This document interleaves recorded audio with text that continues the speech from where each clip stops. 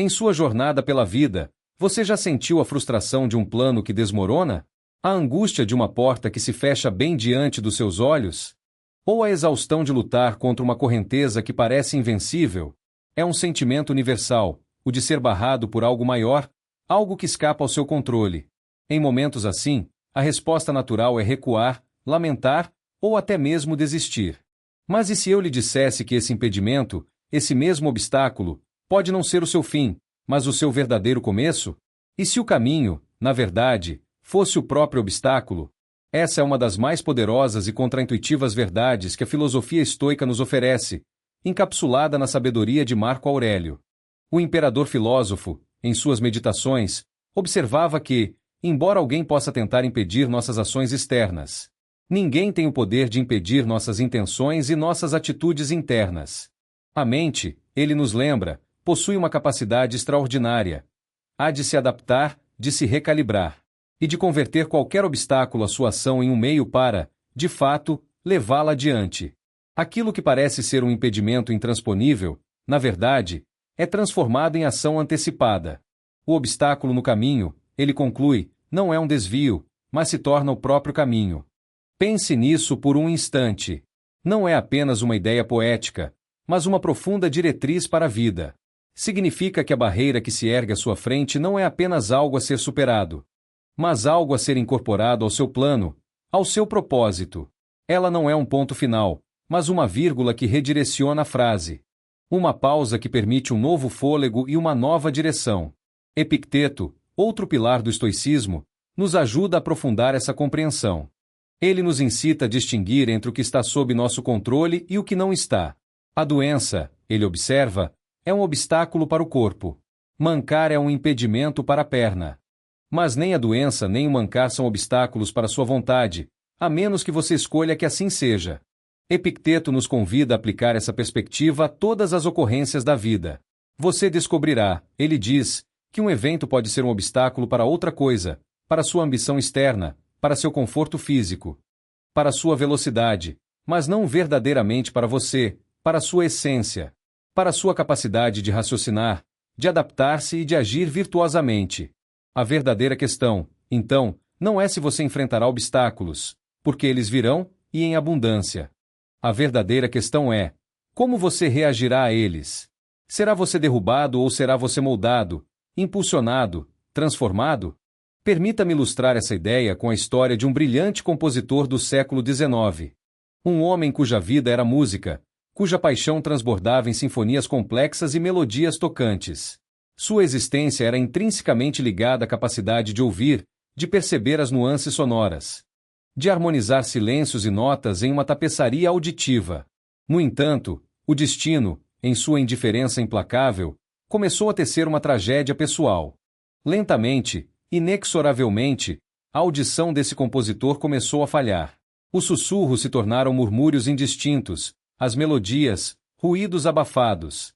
Até que, por fim, o mundo sonoro que ele tanto amava mergulhou em um silêncio total. Imagine o desespero. Para um pintor, a cegueira. Para um atleta, a paralisia. Para um compositor, a surdez. A sociedade, sem dúvida, o considerava acabado, sua carreira desfeita. Mas este homem, embora inicialmente abalado, possuía uma resiliência notável. Uma chama interna que se recusava a ser apagada. Ele poderia ter desistido, amargurado pela injustiça do universo. Poderia ter se retirado para o silêncio e para o esquecimento. Mas ele escolheu outro caminho, um caminho que os estoicos chamariam de obstáculo como combustível. O silêncio que o envolvia, em vez de ser uma prisão, começou a se transformar em um laboratório. Ele não podia mais ouvir as orquestras tocando suas peças, mas podia sentir as vibrações das notas nos pisos de madeira. Podia ler as partituras com uma intensidade visual renovada. E, mais importante, podia ouvir a música em sua mente, com uma clareza e uma precisão que poucos podiam igualar. A ausência de sons externos eliminou as distrações, forçando a mergulhar ainda mais fundo na arquitetura interna da música. Sua escrita se tornou mais complexa, mais introspectiva, mais ousada. Ele começou a compor sinfonias que desafiavam as convenções da época. peças que se beneficiavam da sua nova forma de escutar. Uma escuta interior, desimpedida pelo ruído do mundo. Sua limitação física o impeliu a inovar, a encontrar novas formas de expressão. As vibrações táteis, as visões mentais e a pura abstração da partitura se tornaram suas novas ferramentas. Mais potentes talvez do que os ouvidos que perderá. Ele não estava mais compondo para ser ouvido no sentido literal, mas para ser sentido, para ser compreendido em um nível mais profundo, quase transcendente. Seu trabalho final, criado no completo silêncio, é hoje considerado uma das maiores obras de arte da história da música. A surdez não o impediu, ela o forçou a se adaptar, a transcender sua condição.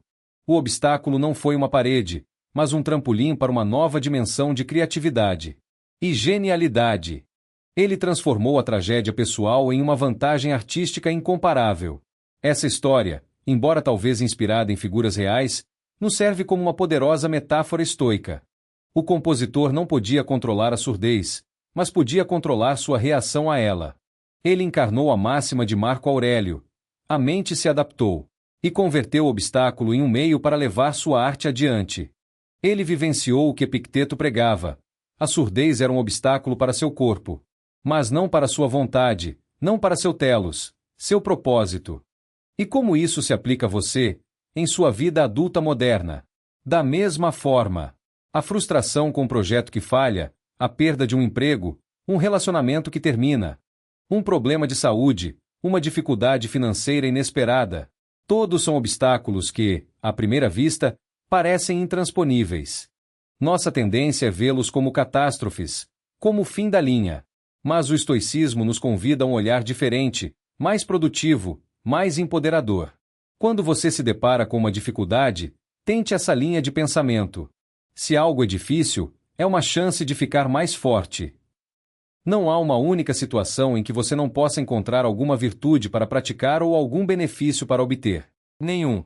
Todo impedimento, sem exceção, pode adiantar a ação de uma maneira ou de outra.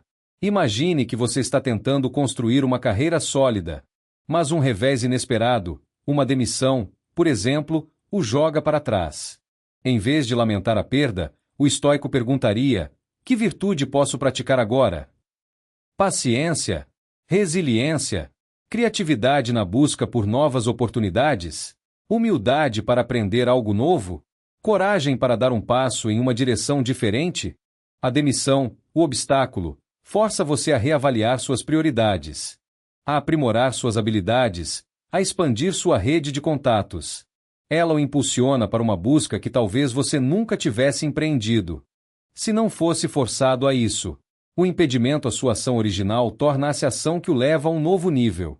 O poder de redirecionar o caminho é intrínseco à mente humana. Parte disso é simplesmente lembrar-se do curso usual das coisas. A lei de Murphy, em sua sabedoria popular, declara que, se alguma coisa pode dar errado, dará. Os estoicos entendiam isso muito antes de Murphy. Eles sabiam que a vida é incerta, que o caos é uma constante, que a adversidade é inevitável. Por isso, eles mantinham uma cláusula inversa à mão, uma preparação mental. Se algo pode dar errado, e der, qual é o meu plano B? Como posso usar isso a meu favor? Essa antecipação não é pessimismo, mas pragmatismo. É reconhecer a realidade da condição humana e preparar sua mente para a adaptabilidade. Quando nos concentramos no processo em nossa vida, reunindo as ações corretas na ordem correta, uma depois da outra, muitas vezes nos saímos bem, quase sem perceber os obstáculos que passamos. Estamos tão ocupados pondo um pé diante do outro que mal temos tempo para notar que as barreiras estavam ali, ou que as convertemos em degraus.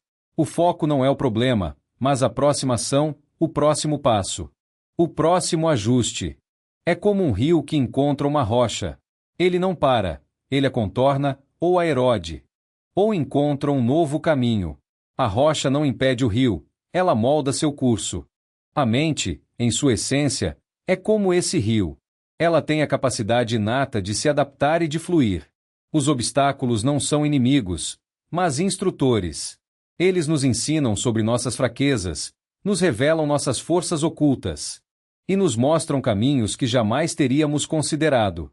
Eles nos forçam a ser mais engenhosos, mais flexíveis, mais resilientes. A dificuldade não é um sinal para parar, mas um convite para pensar de forma diferente, para tentar mais arduamente ou para tentar algo novo. Portanto, da próxima vez que você se encontrar diante de uma barreira, respire fundo. Não a veja como um sinal de derrota, mas como um convite. Um convite para a introspecção, para a criatividade, para a prática da virtude. Lembre-se das palavras de Marco Aurélio: o obstáculo no caminho torna-se o caminho. Não fuja dele. Não o amaldiçoe. Abrace-o. Use-o. E deixe que ele o transforme no que você precisa ser para ir além. A vida não é sobre evitar problemas, mas sobre aprimorar nossa capacidade de transformá-los em oportunidades. É uma jornada de constante adaptação e crescimento, onde cada impedimento é, na verdade, um instrutor disfarçado. A verdadeira liberdade está em nossa capacidade de moldar nossa percepção e nossa resposta, não nas circunstâncias externas. O obstáculo não impede você, ele define o seu caminho. Ele é o seu caminho. Se essas ideias ressoam em você, inscreva-se e siga nessa jornada comigo.